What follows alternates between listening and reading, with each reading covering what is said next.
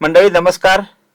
शंखनादच्या माध्यमातून पहिल्यांदाच व्यक्तिमत्व विकास असा विषय घेऊन आपल्याला सगळ्यांना मी समोर यावं असा विचार मांडला गेला. एरवी सर्वत्रच व्यक्तिमत्व विकास या विषयावर बोललं जातं, त्याच्या कार्यशाळा होतात आणि त्या कार्यशाळेच्या अनुषंगाने अनेकांच्या जीवनात परिवर्तन सुद्धा होतं. मग या पार्श्वभूमीवर शंखनादने सुद्धा हा विचार केला आणि शंखनादचे आमचे फ्रेंड, फिलॉसॉफर अँड गाईड असं आम्ही ज्यांना मानतो असं आदरणीय सुनीलजी कोहीकर यांनी माझ्यासमोर प्रस्ताव ठेवला की शंखनादच्या माध्यमातून आपण हा विषय घ्यावा आणि पुढे यावं. मंडळी नमस्कार, मी श्याम हेडव चंद्रपूरला राहतो आणि गेल्या 25 वर्षापासून मी एक मोटिवेशनल ट्रेनर, मोटिवेशनल स्पीकर म्हणून सातत्याने कार्यरत आहे.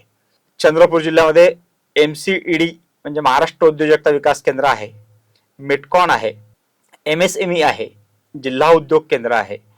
अशा वेगवेगळ्या संस्थांच्या माध्यमातून मी गेल्या 25 वर्षापासून सातत्याने पूर्व विदर्भामध्ये मोठ्या प्रमाणात व्यक्तिमत्व विकासाच्या कार्यशाळा घेत आलेलो आहे. वेगवेगळ्या ठिकाणी व्याख्यान दिलेले आहेत. जवळपास 1500हून जास्त व्याख्यानं मी आजपर्यंत दिलेली आहेत. एक मोटिवेशनल स्पीकर आणि प्रोफेशनल अँकर म्हणूनच मी संपूर्ण क्षेत्रात, या दोन्ही क्षेत्रात कार्यरत आहे. आणि म्हणून मग मी आदरणीय सुनीलजी कोहीकर यांचा हा विचार लगेच ऍक्सेप्ट केला. म्हटलं चला काही हरकत नाही की तरुणाशी संवाद साधण्याची ही पण एक वेगळी पद्धत आपण अवलंबायला हरकत नाही, कारण आजची तरुणाई मोठ्या प्रमाणात आभासी विश्वामध्ये वावरायला लागलेली आहे. आणि म्हणून मग असा विचार केला की तरुणाईला आपल्या जवळ बोलवण्यापेक्षा आपण तरुणाईजवळ जाणं हे अधिक चांगलं. त्यांना हवं तेव्हा, हवं तिथे, हवं त्या पद्धतीने ते पाहू शकतील, ऐकू शकतील, हा विचार डोळ्यासमोर ठेवला. आणि मग शंखनादच्या सहकार्याने आज व्यक्तिमत्व विकास असा विषय घेऊन आम्ही तुमच्या पुढे येतो आहोत. म्हणजे व्यक्तिमत्व विकास म्हणजे नेमकं काय, व्यक्तिमत्व विकासाची गरज काय, व्यक्तिमत्वात बदल होऊ शकतात का, आणि व्यक्तिमत्व विकास कशासाठी करायचा, हे प्रश्न आपल्या डोक्यामध्ये येणं अगदी स्वाभाविक आहे. आणि आपण त्याच अनुषंगाने टप्प्याटप्प्याने या सगळ्या गोष्टींचा विचार करणार आहोत. मुख्यतः व्यक्तिमत्व विकास म्हणजे काय, तो कशासाठी करायचा, कशा पद्धतीने करायचा, हे सगळं जाणून घेत असताना आपण कुठल्याही शुभकार्याची सुरुवात ही नेहमी गणरायाला वंदन करून करतो. विद्येचं आराध्य दैवत म्हणून आपण गणपती बाप्पांकडे पाहतो. आणि म्हणून गणरायाचीच एक प्रार्थना आपण म्हणून त्या अनुषंगाने या विषयाला सुरुवात करूया. आपल्या सगळ्यांना जवळपास त्या प्रार्थनेच्या 2 ओळी पाठ आहेत, परंतु पुढच्या त्या ओळी मात्र आपल्याला पाठ नाहीत किंवा बऱ्याच लोकांना त्या माहिती नाहीत. आणि माझ्या तरुण मित्र मैत्रिणींना जर हे पाठ आहेत असं म्हणायला मला असं वाटतं की ते खूप अशक्य आहे. पण ज्यांना पाठ असेल त्यांचं निश्चित स्वागत आहे. वक्रतुंड महाकाय सूर्यकोटी समप्रभ निर्विघ्नं कुरु मे देव सर्व कार्येषु सर्वदा. ही प्रार्थना आपण रोज म्हणतो, हा श्लोक आपण रोज म्हणतो, परंतु त्याच्या पुढे नेमकं काय, या प्रार्थनेमध्येच काही गोष्टी सांगितल्या आहेत. आणि म्हणून मी या प्रार्थनेने व्यक्तिमत्व विकास या विषयाला पुढे नेतो आहे. ही प्रार्थना आपण पूर्णपणे पहिले ऐकू आणि नंतर मग पुढे जाऊया. वक्रतुंड महाकाय सूर्यकोटी समप्रभ निर्विघ्नं कुरु मे देव सर्व कार्येषु सर्वदा.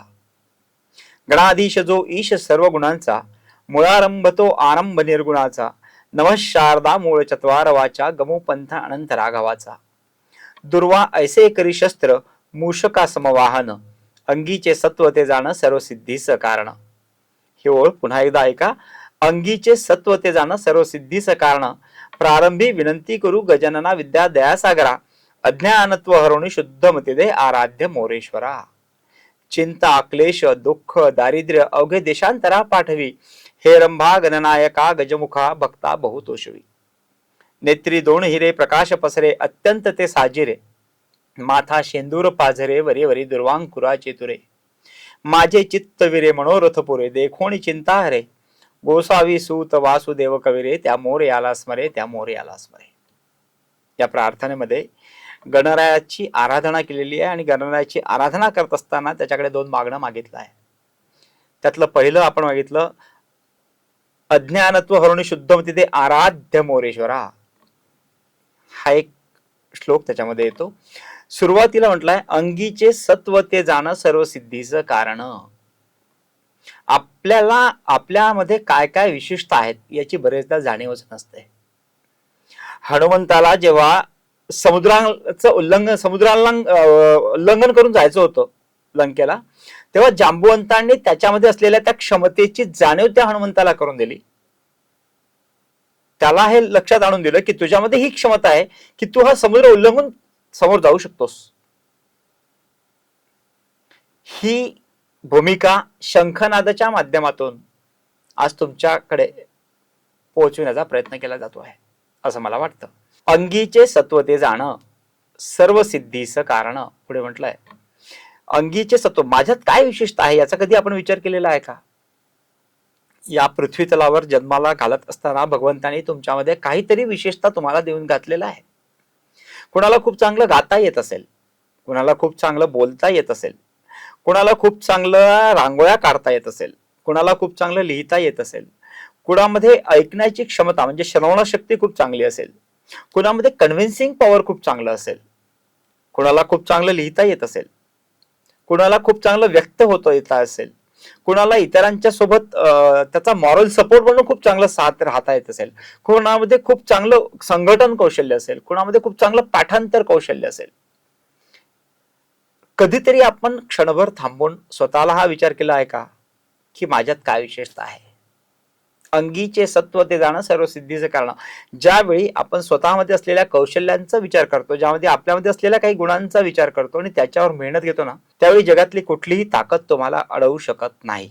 यशाच्या शिखराकडे जाण्यासाठी तुम्ही अत्यंत वेगाने मार्गक्रमण करू शकता. म्हणून अंगीचे सत्व ते जाणं सर्व सिद्धीचं कारण. पुढचं त्याच्यातला श्लोक 2 ओळी पुन्हा अशा आहेत, अज्ञानत्व हरोणी शुद्ध मती दे आराध्य मोरेश्वरा. मग मला माझ्यात काय आहे हे जाणून घेण्याचा जर कुठेतरी अडथळा येत असेल, कोणाकडे समजत नसेल, तर अशा वेळेस माझ्यात ज्या गोष्टीचं अज्ञान आहे ती गोष्ट मला मिळवता येईल का? माझ्यातल्या उणीवा जाणून घेता येतील का? माझ्यातल्या उणीवा जाणून घेतल्यानंतर त्याच्यावर मी मेहनत घेऊन मी स्वतःला समाजासाठी किंवा राष्ट्रासाठी आवश्यक असलेले स्किल्स डेव्हलप करू शकते का? स्वतःच्या व्यक्तिमत्वाला आकार देण्यासाठी माझ्यात मला काय बदल करता येतील? या दृष्टीने माझ्यातलं जे काही अज्ञानत्व असेल ते अज्ञानत्व हरवणे शुद्ध मती दे, चांगलं काय, योग्य काय, अयोग्य काय, सारासार विचार करण्याची क्षमता आपल्यामध्ये निर्माण व्हायला हवी. चांगलं काय, योग्य काय, वाईट काय, चांगलं काय, खरं काय, खोटं काय, हे ज्यावेळेस आपण आपल्या बुद्धीच्या निकषावर घासून पाहण्याची क्षमता आपल्यामध्ये निर्माण होते, त्यावेळेस खऱ्या अर्थाने आपण एका वेगळ्या दिशेने मार्गक्रमण करतो. आणि हे वेगळ्या दिशेने होणारं मार्गक्रमण हेच आपल्यासाठी खूप महत्वाचं आहे. आणि म्हणून व्यक्तिमत्व विकास हा विषय घेऊन आपण तुमच्या समोर येतो आहोत. आता हा जो शब्द आहे व्यक्तिमत्व, पर्सनॅलिटी, तुमच्या भाषेत बोलायचं झालं तर पर्सनॅलिटी डेव्हलपमेंट हा शब्द आपण नेहमी घेतो. पण मला एक गोष्ट सांगा मित्रांनो, की पर्सनॅलिटी हा शब्द जेव्हा जेव्हा तुम्ही वापरता तेव्हा तेव्हा हा शब्द तुम्ही कोणासाठी वापरता? कधी विचार केलाय का? करून बघा. आपण जेव्हा जेव्हा पर्सनॅलिटी या शब्दाचा वापर करतो तेव्हा तेव्हा माझ्या दृष्टीने मी जे पाहिलं, माझं जे अवलोकन आहे, आपण नेहमी इतरांसाठी हा शब्द वापरतो. त्याची पर्सनॅलिटी खूप छान आहे, त्याची हेअरस्टाईल खूप छान आहे, तिचे डोळे खूप सुंदर आहेत, तिचे केस खूप सुंदर आहेत, त्याची फिगर खूप छान मेंटेन केलेली आहे, असं सगळं आपण नेहमी बोलत असतो.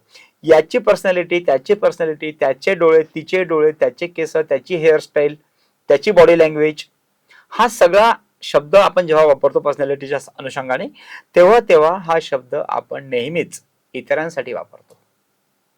मित्रांनो, मैत्रिणींनो, मला एक छोटसा गोष्ट तुम्हाला सांगायची आहे की कधीतरी हा शब्द स्वतःसाठी वापरून पाहिला आहे का? की माझी पर्सनॅलिटी छान आहे, मी हँडसम आहे, मी जगातला सगळ्यात चांगला आहे, I am the best, I am the best, असं कधीतरी स्वतःला इथे ठोकून सांगितलंय का? सांगावं लागेल. काय ना मित्रांनो, आपण जगाला नेहमी चांगला आहे असं म्हणत असतो, ही गोष्ट खूपच चांगली आहे, पण कधीतरी आपण स्वतःलाही हे सांगायला हवं. आणि हा प्रकार मी करतो बरं का, म्हणून मी तुमच्याशी शेअर करतोय. मी नेहमी अगदी छान तयार झालो ना की मी नेहमी स्वतःला सांगतो, यस काय स्मार्ट दिसतो यार आपण. शेविंग वगैरे केली मी आरशात बघतो आणि म्हणतो क्या बात आहे यार, आपण जास्त स्मार्ट होत चाललो. एखादा नवीन ड्रेस घेतला, नवीन शर्ट घातला ना, ती शर्टिंग वगैरे करायची, पाहायचं आणि आपणच म्हणायचं क्या बात आहे, हँडसम दिसतोय. काय होतं, यातून मिळतो एक सकारात्मक संदेश मेंदूला, जो खूप आवश्यक आहे. यातून निर्माण होतो आशावाद, यातून वाढतो कॉन्फिडन्स. आणि आज या कॉन्फिडन्सची, या सकारात्मकतेची, या आशावादाची नितांत गरज आहे मित्रांनो. म्हणूनच व्यक्तिमत्व विकास. शंखनादने मला तुमच्यासोबत संवाद साधण्याची संधी दिली. खर तर मी शंखनादचा खूप आभारी आहे की तुमच्या माध्यमातून का होईना, तुम्हाला हव्या त्या पद्धतीने का होईना, मी तुमच्याशी थेट संवाद साधू शकतोय. हा शल्य आहे की हा संवाद एकतर्फी होतो आहे, पण याच्या दृष्टीने सुद्धा काहीतरी व्यवस्था आम्ही येणाऱ्या काळात करू की जेणेकरून तुम्ही आमच्याशी संपर्कात येऊ शकाल आणि तुमच्या प्रश्नांना पण आम्ही उत्तर देऊ शकू. हा पण विचार येत्या काळात आपण करणार आहोत. त्या दृष्टीने सुद्धा निश्चितच एक नवी सुरुवात आपण करणार आहोत.